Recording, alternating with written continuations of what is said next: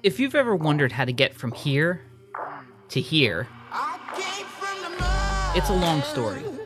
But if you want it bad enough, it's worth it. This is the long story of how my friends and I went from the backyard to running professional wrestling shows. This is Backyard Wrestling Cinema.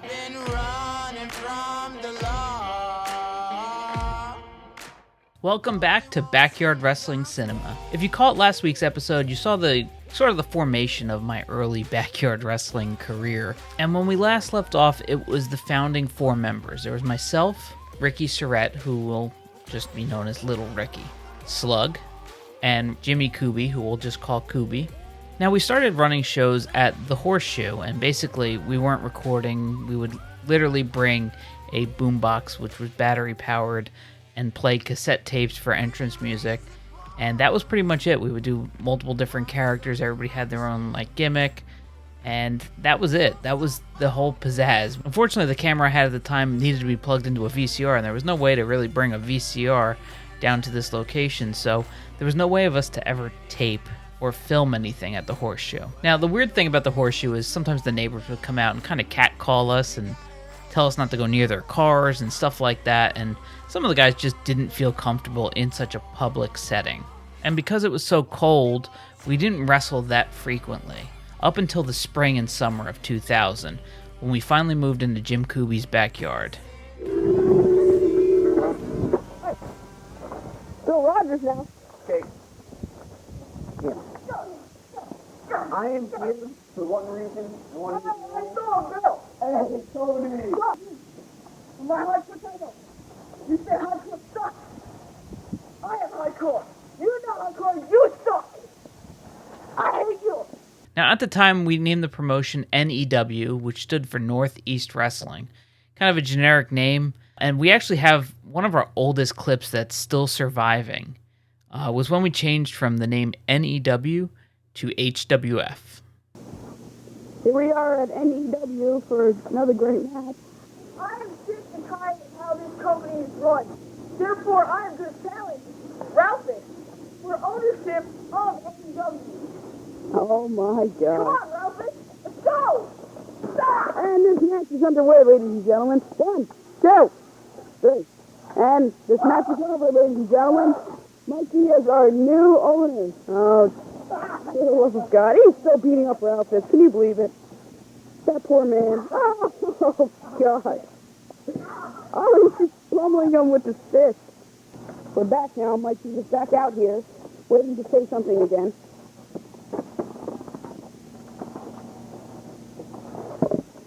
I just won the ownership of the NEW. Now, that's kind of a problem because I'm not going to be able to run this myself. So, I'm going to introduce my opponent. And I know you're thinking it's going to be Slug, but you're wrong.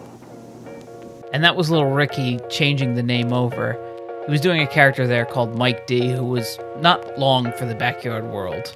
His main character would be called Little Luchador, and that would kind of position him near the top of the card. See, for everybody, we all had multiple different characters. There was your main character, and then you had a bunch of tertiary characters underneath.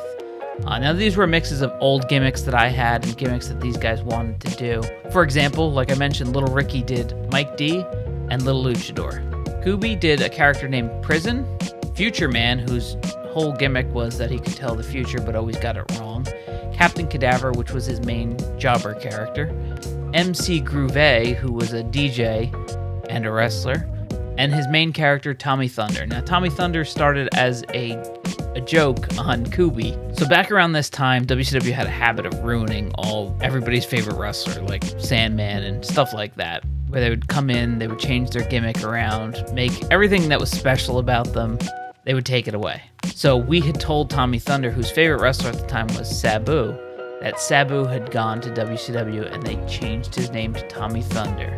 And his finisher was called the Lightning Bolt. And it was all this generic stuff that we thought was really funny, just to make him really upset and really mad that Sabu left ECW for WCW. Now, obviously none of that happened, but he took that name and made it into a gimmick of his own. Slug had a few different characters. Hardcore John John was one of his jobbers. He had Doug the Ninja, and there was a character called the Green Fetus for some reason. And all those were jobber characters. His main character was just called Slug, and that was his main eventer. Out of everybody, I probably did the most gimmicks. I had a character called Salman, who was supposed to be like a Mortal Kombat character, but just not as good. And he was from an unknown place called Mamalikabubude. I had Minister Mark Moses, who was basically supposed to be a preacher that's always shilling something. I had a character called Ralphus that was ripped off of the WCW Ralphus, but he was supposed to be like a main eventer for our company. And we really didn't position him as a main eventer. But the idea was that he had no teeth, so he always talked with a lisp, and just was kind of an off-the-wall character for us. I also had an old man character called Bill Rogers, who for a while was our commissioner, and then my main character was called Denver Street. Now, even Kubi's sisters got involved from time to time, and it's quite possibly the first examples of intergender backyard wrestling.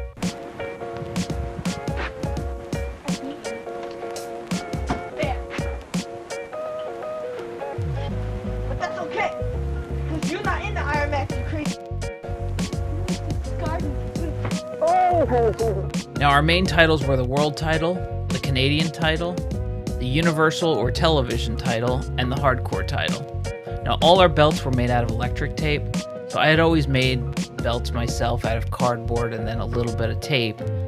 But Kubi's dad was actually an electrician, so he had boxes of multiple colors of electric tape that I didn't even know they made electric tape in multiple colors. So once I found that out, we went nuts and we just started making belts left and right.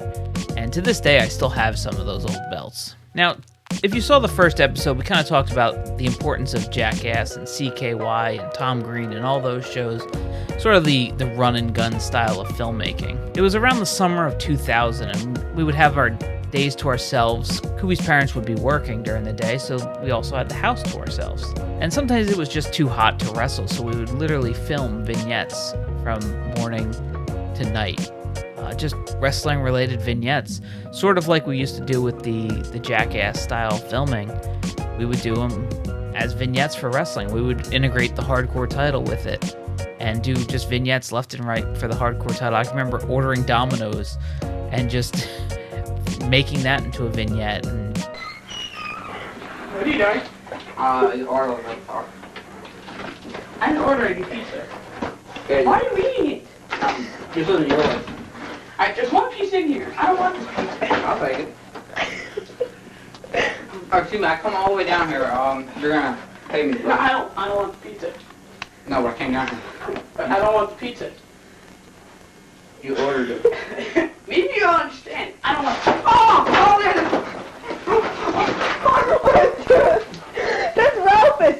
Ralphus was a hardcore title. there was just all these sort of vignettes, and we've done entire episodes where it was just the hardcore title changing hands to inanimate objects and random different people, and just really making a whole day out of it. For Captain Ralph here. I'm gonna turn this in my chest. Wait, who could that? Wait a minute. That's Pimp Diddy. Pump Diddy. He's pinning the top of the shed. 1, 2, 3. Ralphus. I'm Ralph, the lifeguard. As you can tell, I'm very busy watching this pool here. Wait a minute, Ralphus is picking through the garbage. What is this? Oh, 1, 2, 3. Jimmy Kubi's the new hardcore champion. Oh my God. Ralphus defends his title 24/7. Occasionally, if my parents weren't home, we'd get crazy and go to my house, because I actually had a trampoline in my backyard. But like I said, my parents never really wanted us there, so we'd have to kind of sneak in and do it when nobody was home. And that allowed us to do a lot more moves. I know a lot of kids grew up doing wrestling on trampolines. Unfortunately, it just wasn't in the card for us.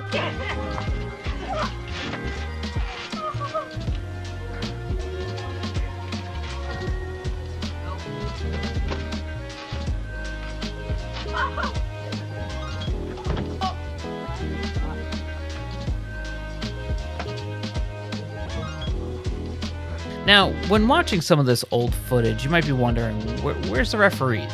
So we didn't have referees. We would just count the pins ourselves. And there was times where we would literally just set up a camera on a tripod, do our entrances for one another, and then get in the ring and do the match. And then we would count the pins ourselves while we were wrestling the match. Just because, there was only 2 of us there that day, and we just wanted to wrestle. Go, fish! Go! Okay. Now, during the 2000s, we kind of had some people who would come in and do a show or two and then leave, and we couldn't really expand our roster outside of our 4 main guys for the longest time. And there was even times where Slug was sort of unreliable, and Ricky Surratt was starting to grow out of wrestling, so it was really down to me and Kubi. And it's really hard to run a wrestling promotion with 2 people, but we tried our best. Oh, man.